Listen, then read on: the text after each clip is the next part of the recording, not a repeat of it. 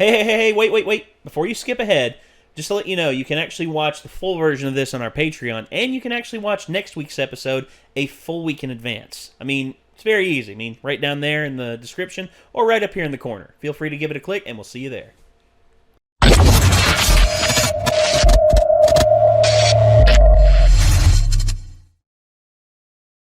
Hey, everybody who's talking about Shad crunching stuff in the mic.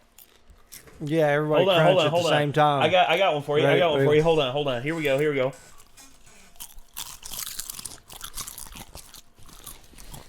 Wow. What about that? Sounds like popcorn. Sounds like a mukbang video. Oh. You know, even though all you complained and were bitching about it and shit, you know, we probably got a lot of new subs from the ASMR community. So thank you guys for coming. Welcome to the channel. Yes, muchas gracias. And you know, this episode of Cowboy Bebop sounds super, super funny because it's my funny Valentine. And romantic comedies. You know what it reminds me of, actually? Is almost sounds like a reference to Doug. Oh, Doug yeah. Funny.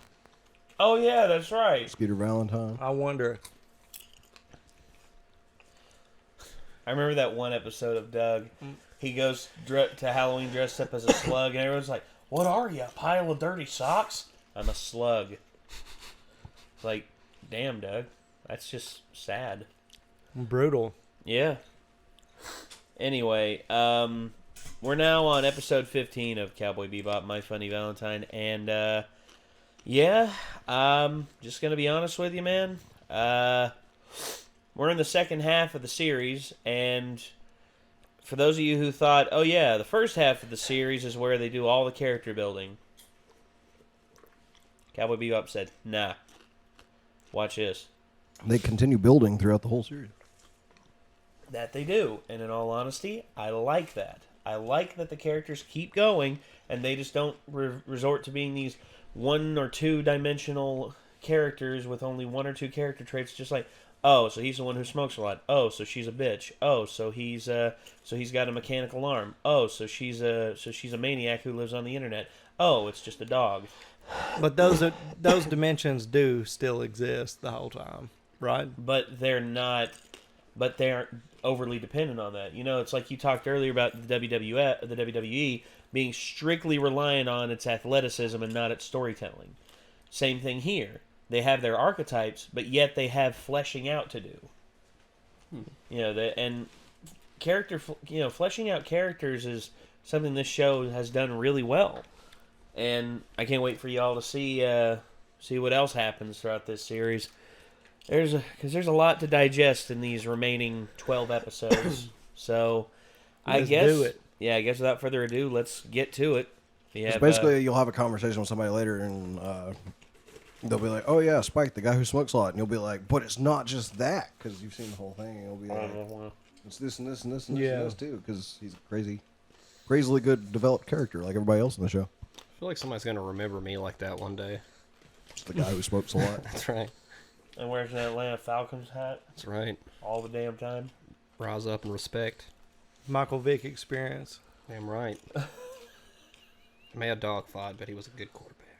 Not a Insane. good quarterback, I mean good runner. Oh, he was insanely talented quarterback. Probably one of the most athletically gifted individuals ever to grace the NFL, but...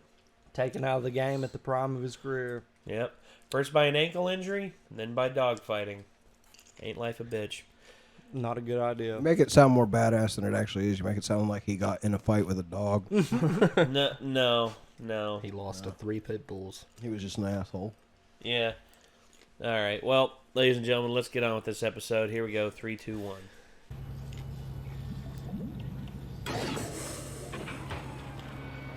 River? So now, this might be Outlaw Star. You've got to be kidding!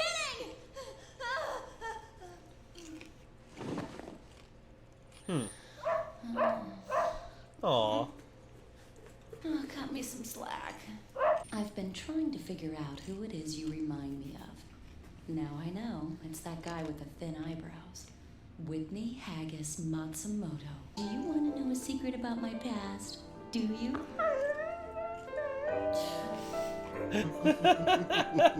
He's like, I don't give a fuck, lady. Just give me some food. Do you think she's been successfully unfrozen? I believe so, Doctor. Can you hear me, huh? You. I am Dr. Bacchus. I used to be an alcoholic back then. Bacchus was drowning because of Bacchus. Hey, that was a good one.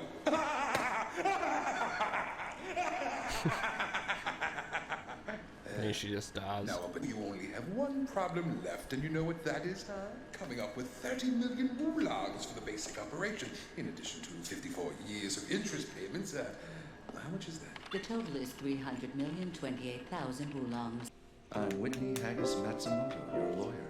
I've already done some research on your past. Miss Faye Valentine. That's a monitor, a hot water pot, that's a cellular phone. So I remember everything, really. Everything except my own life. When you were 20, well, in a sense you still are 20, you were involved in a serious accident. Accident? They couldn't save you with the medical technology back then. The accident, it was 54 years ago. Damn. You were put into a cold sleep, in other words, cryogenically preserved, until now. The year is 2068. This is not a monitor. It's a washing machine. This isn't a hot water pot, it's a face cleaner. And this is a biothermometer. Liar! You think I'm gonna believe a load of rubbish like that? Temperature 94.1, pulse 54, blood pressure 40/75. What was I like before? Calm down. If you get too excited, you could... What? What's gonna happen to me if I... You'll Pass out. Faye.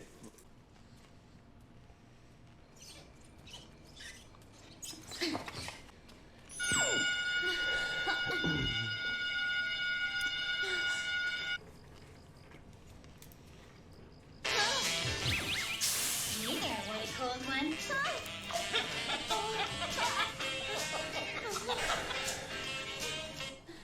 What was that beer advertisement? Wait,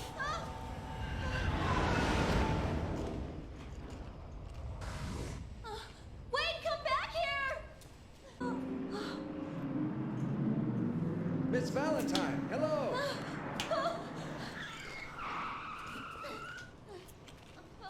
Stay away from me! What do you get by running away? I can't pay 300 million. It's not fair to revive me and then expect me to pay all that money. You can deal with the debt payments little by little.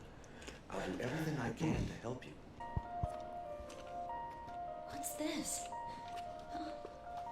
It's an ID. If you should die or if you forget yourself, they know who you are and where you're from. Oh yes, I'd move to where all the shooting stars are gone.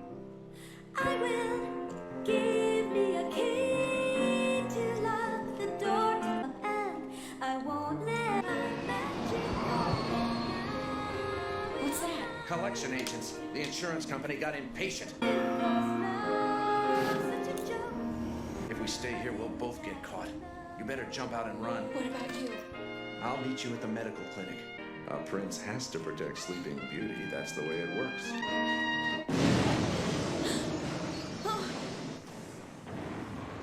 In the event of an unforeseen accident, his instructions were to transfer all of his assets to you.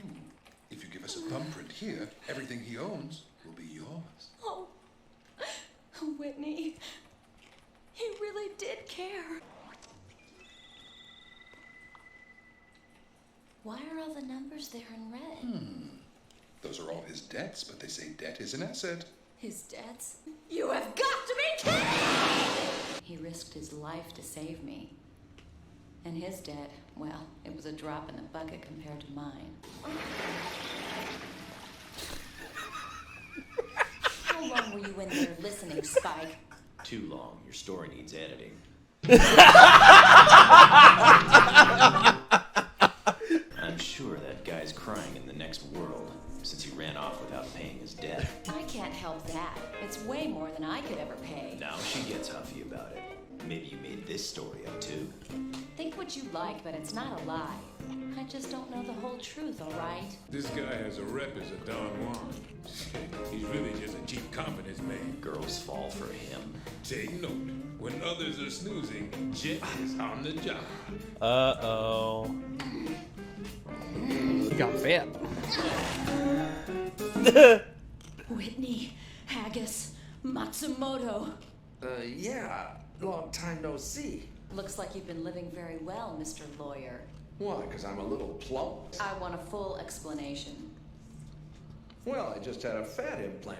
It was right after the accident. They squeezed it in through the armpit with a plastic... Not that! I wanted to start all over.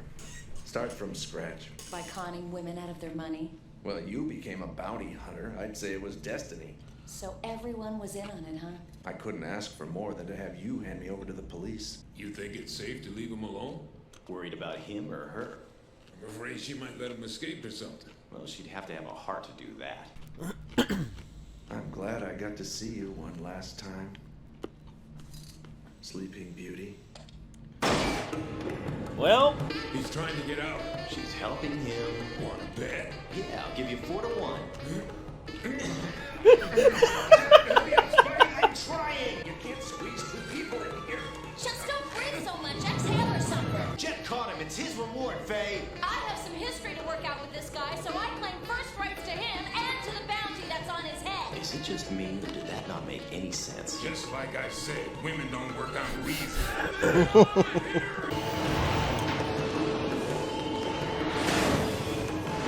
well. Visitors, thank you for your attendance. I want to know the truth. Tell me, who am I? Tell me where the lies end and the truth begins. What are you doing? Uh-oh. I'm not going easy on you. Thought that was my line.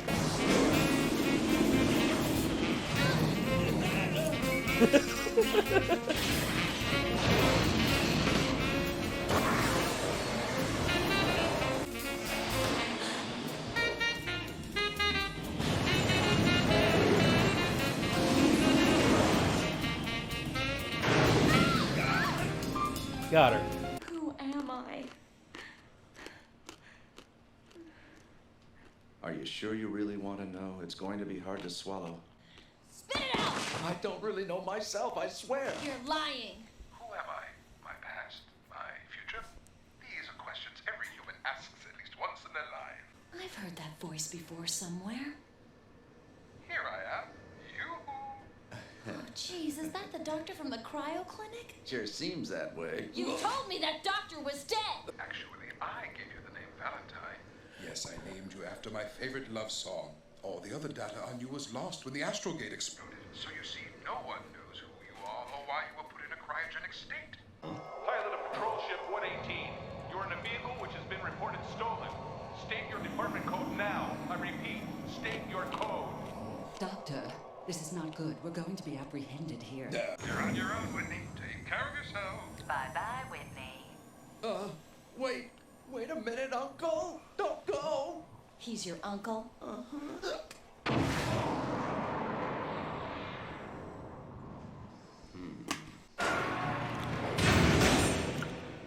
And good riddance.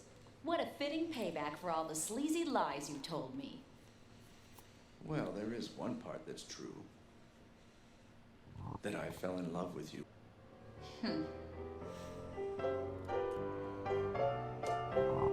Look who's here. You must really want me back. Yeah, nice try. I may never know anything about my past. Doesn't really matter, does it? Easy for you to say. At least you have a past. And you have a future. That's what counts. What's this? It's your share of the bounty. Oh, man. Damn it. That ain't right. Yeah, that whole thing is... That ain't right. Oh, come on. Eyebrows. Probably one of the most expressive parts of the human face. That's just like... Actually, if you go back and you watch Arnold Schwarzenegger's first films, like Hercules in New York, he did not know how to use his eyebrows when it came to emoting. He was always just like, I'm Hercules. I'm here in New York, and I will fight you. versus I'm Hercules. I'm here to fight you. And because whenever he learned how to use his eyebrows, that was actually when he became famous. Yes, exactly. Wow. Yeah, all of a sudden he's just like... you can lift 1,000,000 weights, but you can't fucking create common sense in the weight room. Not really. I mean, common sense in the weight room is always, how about more reps and less weight?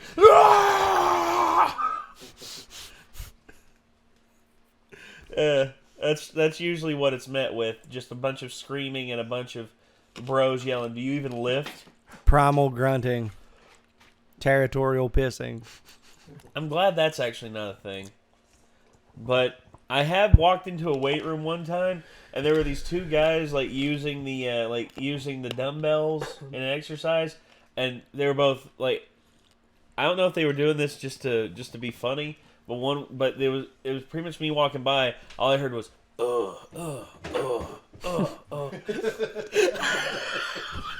It's like a rhythmic match. Like the old frogs. Bud, why, sir? Exactly. I just couldn't believe that was actually happening. I died laughing on my way back to the changing room. It would actually be hilarious if we could find a gym with 4 weight benches lined up, and we could all 4 time it. So it'd be like, people would be like, be a chorus. What the fuck is happening? Or the ooga chaka ooga. No. I fucking hate that song, man. I know you do. That's why I did it, just to mess with you. I like popcorn, but it's all gone. Possibly the most overrated song of all time. Got all that unpopped in there. Overrated songs? Are you talking about the Beatles? No. Well, some of the Beatles Talking songs. about Hooked on a Feeling. Hooked on a Feeling by Blue Swede. Actually, that was their attempt at funk. Song, though. That was the Swedes' attempt at doing funk music. Yeah, that's not how you do that. Try telling the Swedes that, because it gave them a #1 hit, and they're like, "Yeah, you're funky, yeah." No, you're not. So many Swedish bands out today that are criminally underrated compared to that. Well, that goes without saying, because they're actually doing what the Swedes are actually really good at, fucking metal. True. I mean, don't get me wrong, I mean, there's several bands I've heard from Sweden that are like good EDM bands, or like a good EDM group, or, drum and bass and stuff like that. But I think I can count on like one finger how many good Swedish funk bands there are. Which, none. I love how in this episode, I just thought about this, you learned a lot about a character by not learning anything about them at all. Right.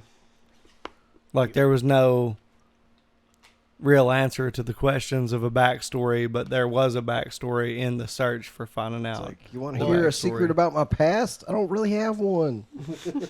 Kind of. And effectively, that's one of the most interesting parts, is that it's the puzzle. It's a puzzle. And, she gave us a lot of pieces there, but there's still several missing. And we may never figure it out. And that's just how life is sometimes. Especially from the sound of it, he's like, nobody actually knows who you are. Yeah. Nobody knows but Jesus, man. Nobody knows. But somehow we still know you owe us money. Right? That's one thing that'll never be forgotten. Well, yeah, nobody forgets debts, apparently. Well, dude, it's one of those old sayings: death, taxes, and getting in a grapple fight with Hicks and Gracie. You're gonna get fucked. I mean, I don't know if that's the word for it. Actually, I take that Turn back. into a pretzel. Tommy Toehold had a bunch of those. Whenever it was just like, when everyone expects you to, when you want to pull off the underdog victory, but much like death, taxes, and Anderson Silva trying to say anything with the letter R in it. Yes. He had a bunch of those. It was hilarious. Wow. But much like death, taxes, and Donald Trump actually saying something logical. Not gonna happen. No. for any politician or anybody in any kind of political power anywhere. They're just full of shit. Just go full stupid. Mm-hmm. It's like getting that spotlight. Well, actually, you know what they say: can't cure stupid. That's true. You can only sit there in awe and as how far they get in life being so you stupid. sit back and watch Cowboy Bebop and not give a fuck about politics. Exactly. We watch this and we enjoy ourselves. And we enjoy ourselves watching this. Man, I mean this still even years later I still get caught up in these episodes. I'm just like, damn, man. Just the storytelling, the art style, the characters, the music, that and again the music every time. And they kill then it. there has some PETA issues going on where they use markers to make eyebrows on a dog. Permanent animal marker. abuse. Do you really and I'm think upset. that hinders a dog's day-to-day life? I'm appalled. Not only am I appalled by the fact that it's an animal, but it's also a cartoon. When are cartoons going to have rights? Never. When are we going to talk about this? I think I'm just going to have to sign up, for Sony, for PlayStation Plus, and support them on their crusade to remove cleavage and give some people some goddamn dignity around here. If we wait long enough for the presidential election, I'd say somebody will pull that out of their ass. Thankfully, Atlas, though their game is going to be on a Sony platform, has basically said, no, we're not taking the girl out of the leotard because leotards are an appropriate piece of attire that you can fucking wear. I hope people understand satire. No, I think they do. Oh, wait, we live in the modern era where everybody takes everything way too damn seriously. Yeah. I mean, don't get me wrong, guys. I'm all for serious conversation when it's merited, but we're having fun. We're not being serious. We're not trying to change things because objectively we think it's going to make the world a better place. No, we're here talking shit, having fun. We're making jokes. Ha ha ha ha ha. I'm surprised it hasn't been suggested that Miss Valentine be in a full body suit like Kill Bill style. You know what? I just want to say this, actually. Like, I don't know. For some reason, I just made myself mad. I don't know why. But if you think a leotard is fucking sexualized, you're the fucking pervert. Fuck yourself. Wrong. You're not wrong. Fuck yourself. You are not wrong. That's actually been traditional garb in dance, not just for women but men as well. I've been to plenty of ballets and seen plenty of men in leotard. Actually, I've seen plenty of men with just ballet the classes. leggings. They put little girls in leotards. If you think a leotard is sexual, you're fucked in the head. Yeah, and fuck off. Well, it's that's like a one-piece bathing suit, pretty much. Like that's 1950s swimwear for women in America who were super not allowed to sexualize themselves and shit. Exactly. Like, oh god, there was okay. There are people. We talked about zombie unicorn the other day. Kill me. Yeah, I know. Don't worry. I'm not going to. Yeah, okay. Here she is. There's a girl who actually is really cool with everything. Doesn't mind being ogled by guys and this and that. Doesn't make a big deal about it. She posted this. Let's see, where's that? Come on, you bastard. Where's it at? There you are. She posted this, and people were just like going crazy and saying you're putting a bad body image out there for women. That's an unrealistic standard to maintain. And I'm just like, God bless America. I'm like, she maintains it, and I think people. It's unrealistic. Therefore, I'm not a real person, right? Exactly. She doesn't exist. Woo!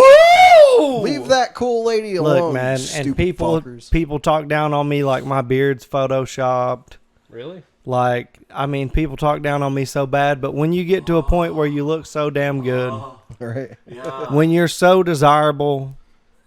When you're pretty much a charismatic all this enigma. Hair I edit on myself and post. When you are pretty much sex personified. When you're on the Renegade level and you're sitting here with like butter dripping from your dirty, nasty palms where you've just been gluttonizing this, gorging yourself popcorn, on all this starchy goodness. I mean, it presents a unreachable amount of dick energy, as people say. Yeah, it's that big dick energy. Yeah, the big dick energy, but mostly just the dick energy. Yeah, you know, actually, someone accused me of having big dick energy one time, and I was offended. Yeah. Actually, you know who it was? Who? It was Quinn and Kinsey. They were up here, and Quinn had like 3 or no, actually no, it was about 5 shots left in their vodka bottle, and I was I remember that. And I was just like, Quinn, you're not having any more. Nate, I can have as much as I want. No, you're not. Downed all 5 of them right there, and I was just like, that's not the big dick energy. And that's then the big Quinn sick and Kinsey energy. both looked back, and Kinsey was just like, that's some big dick energy right there. And I'm like, thank you.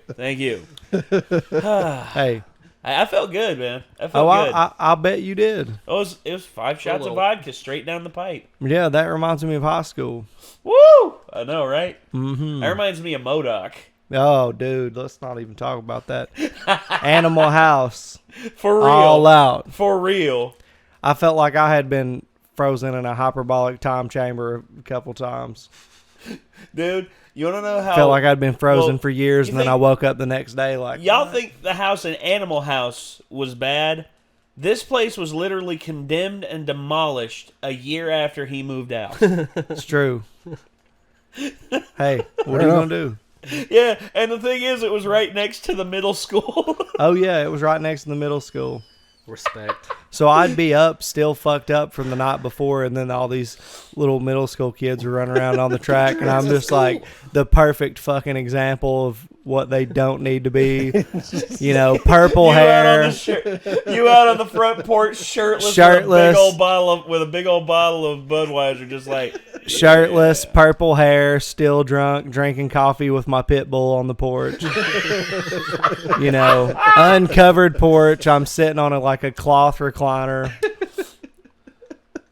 Damn. I remember everything I want to be in like purple steps up to the fucking place. Yeah. That basement was live too, man. Oh yeah. Man, it got crazy some nights. And then of course there was also that one living room section that the one guy, when he moved in, he completely walled it off and put a door in and made that his bedroom. Yep. He walled off a part of the fucking living room and made it his bedroom. Jesus. Yeah, it worked. It did. No, I'm not saying it didn't. Look, what a time to be alive. Oh, let me yeah. tell you. Yeah, some of the best times. If it wasn't for fucking And the worst of MGMT ruining my life, that would have been great. You know. Wait, the guys who sang "Time to Pretend"? No, the guys who were like that band Jet, except for hippies. Yeah, that's "Time to Pretend." Where they just took on the gimmick of whatever era they wanted to represent in the early. They did the song "Kids." Yeah. Da, da, da, da, da, da. I was thinking, what was that? Electric Feel? Yeah, yeah, that was the album. I remember that. Yeah. Yeah. The Renaissance period they had. Yeah, they were the hippies' Black Keys. Oh God, you're right. Keys. Yeah, you know what I say to all that? Fuck them. Well, they turned into cell phone commercial music, and now they're gone. Fair enough. Bye. Best thing to happen to you was Kid Cudi. Bye. Ouch. Damn, son. Savvy shit. Facts. All right. Well, there you go. All right. Well, ladies and gentlemen, this was an enlightening segment here with the Renegades. We hope that you enjoyed what you've seen here. This was Cowboy Bebop, My Funny Valentine. That's Season 1, Episode 15. Good Lord, did we learn a lot about Faye Valentine? Yeah, And, she's fucked. Yeah, dude. Well, she's old as shit. We found out. Yeah, when she's you've been old as shit. asleep for 54 years, I mean, Jesus. She's man. everybody's grandma. And now Spike knows, and he's just like, hey, who cares? I guarantee a Spike in the back of his mind is like, hell, I'd still hit that. Yeah. Put a cigarette out on her forehead.